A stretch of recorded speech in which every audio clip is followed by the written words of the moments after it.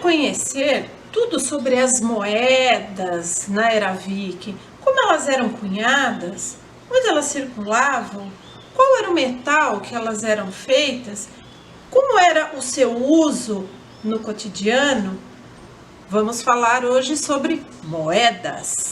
As primeiras moedas que apareceram na Escandinávia são anteriores à Era Viking, que eram moedas que circulavam entre o mundo todo, o mundo conhecido ali também existia na Escandinávia, só que não eram moedas genuinamente escandinavas, cunhadas na Escandinávia.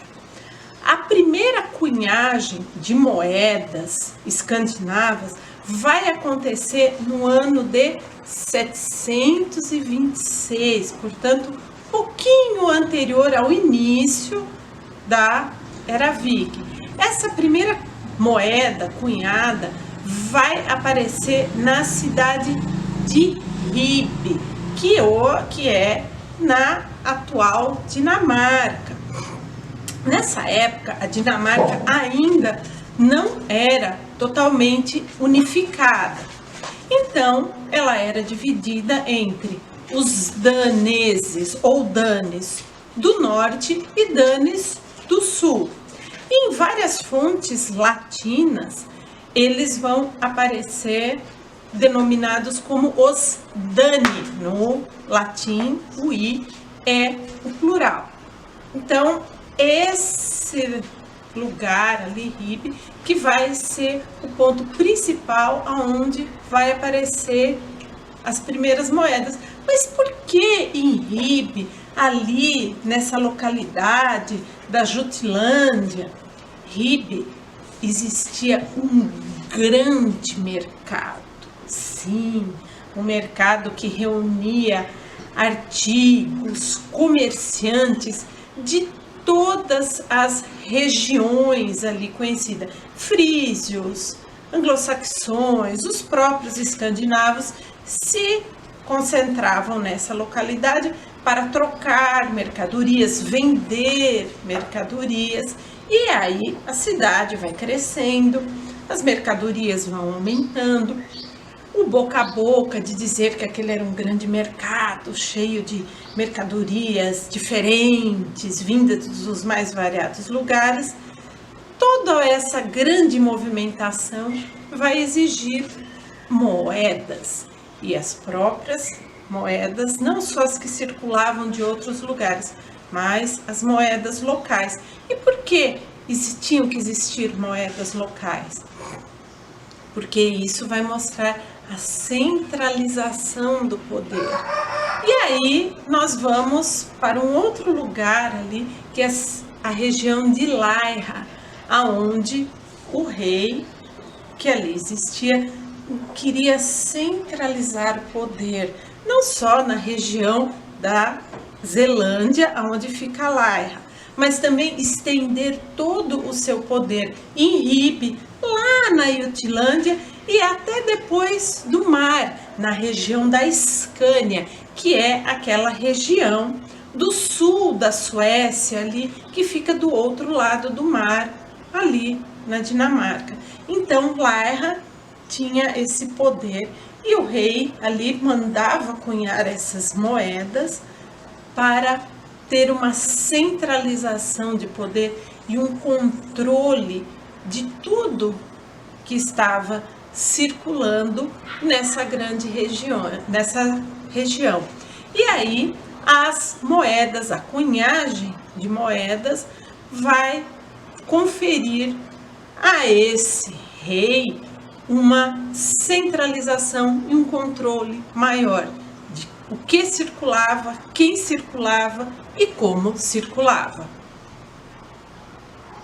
As moedas dessa primeira fase de cunhagem de moedas ali, que começou em Ribe, depois foi se espalhando, eram moedas chamadas essetas, eram muito pequenininhas, elas tinham de 10 a 11 milímetros, elas eram mais ou menos do tamanho daquela moeda de 1 centavo que circulou por muito tempo aqui no Brasil e que agora já está fora de circulação. Eram moedas muito pequenininhas. E essas moedas receberam, depois que foram descobertas, o termo de Vodanmonster, porque era cunhada ali, aparecia de um lado uma figura estranha e do seu outro lado, que é chamada anverso, que é o lado principal da moeda, e verso é o outro lado. Nessas duas faces da moeda aparecia uma figura meio monstruosa e uma outra figura que os pesquisadores acreditavam ser a figura de Wotan, né, ou de Odin. Mas depois, com o passar do tempo, a descoberta de novas moedas, a evolução da pesquisa, essa teoria caiu por terra e hoje já não se tem mais essa teoria. Ainda é Vodanmonster. Essa teoria já está ultrapassada. Mas se começou a repetir esse padrão. E aí, além de Ribe, um outro local começou também a cunhar as suas moedas, que é a região de Hedeby. Hedeby também passou a cunhar as suas moedas com esse mesmo padrão. Mas, com o passar do tempo, lá pelo mais ou menos o ano 840, vai aparecer um novo padrão nas moedas, que é o chamado padrão Hjord, que é o padrão do cervo. Mas aí se pergunta, horas, por que o cervo? Por que colocar um animal como um cervo? E aí também tem uma explicação econômica e uma explicação do cotidiano. O cervo, que era um animal muito recorrente nas florestas que circulavam tanto a região de Ribe como a região de Laira e a região de Hedeby também, era um animal abundante nessas florestas. E um animal abundante era caçado, se aproveitava a sua carne, o couro, mas um material desse animal que era muitíssimo aproveitado eram as suas galhadas, que muitas vezes os caçadores nem precisavam matar o animal, porque as galhadas desses animais, com o passar do tempo, elas caem, e é um material muito resistente, ele não se deteriora. Então, muitas vezes se recolhiam as galhadas sem precisar matar os animais, e elas sempre se renovavam. E aí faziam muitos, os objetos dos mais variados, cabos para as mais variadas lâminas, peças de jogo, de xadrez, outros utensílios e principalmente um utensílio muito cobiçado em toda a região do Mar do Norte. Esse utensílio aqui, o pente. Todo mundo queria pente. Então existiam pentes dos mais simples, como essa réplica aqui, até pentes muito adornados com pedras preciosas, incrustação de ouro, e os pentes mais cobiçados, que até exigiam artesãos especializados para a sua confecção e elaboração, eram os pentes de cervo vermelho. Então era um material muito cobiçado, um material caro que fazia objetos também caros, mas muito cobiçados. E tudo que gera essa cobiça, essa circularidade, passa a ter um valor econômico muito grande para a região aonde ele é produzido. Então, os caçadores, os coletores dessas galhadas que muitas vezes eram encontradas, eles passam a circular muito ali, artesãos especializados vão para esses lugares, bem como os comerciantes que adquirem esses produtos ali e os levam para outros lugares. Daí a grande importância desses mercados e a cunhagem de moedas. E é aí que o cervo fica tão importante, tão fundamental, os produtos derivados, né, principalmente das galhadas do cervo, que eles passam a aparecer ali nessas moedas. E vai aparecer também outros símbolos, que não só o cervo. Então, nós vamos ter o cervo, uma serpente, e em algumas moedas vai até aparecer o símbolo do Falknut. Sim, o cervo, nessas primeiras moedas que começam a aparecer, ele é um símbolo odínico. Odin tem um dos nomes de Odin chamado de Alce, né?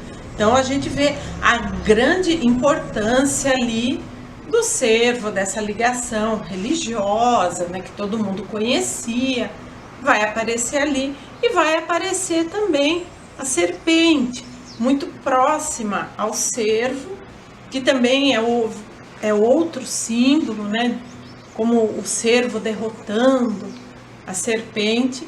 E embaixo dessa moeda vai aparecer também o Falknut, que é um símbolo, é muito importante lembrar que ele é um símbolo pagão, totalmente pagão, que aparece num determinado período e ele tende a desaparecer depois, que vai ficar só o símbolo do cervo e da serpente. O símbolo do cervo vermelho, no anverso das moedas, que está ali derrotando a serpente, ou enfrentando a serpente, é sim um símbolo odínico e que ele tem um simbolismo mostrando o poder, a força e o controle do rei.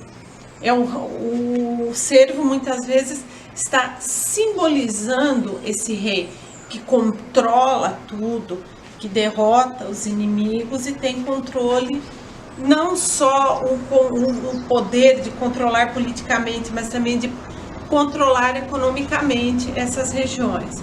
E uma outra também interpretação que se dá para o cervo é uma representação de Sigurd, que na literatura medieval, em até algumas sagas, ele é um herói que recebe a proteção do cervo.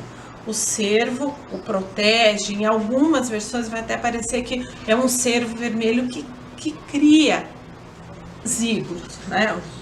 Da sua iniciação, cria ele como um menino, e aí ele vai ser um animal que vai proteger. Então esse também é um outro simbolismo dessas moedas.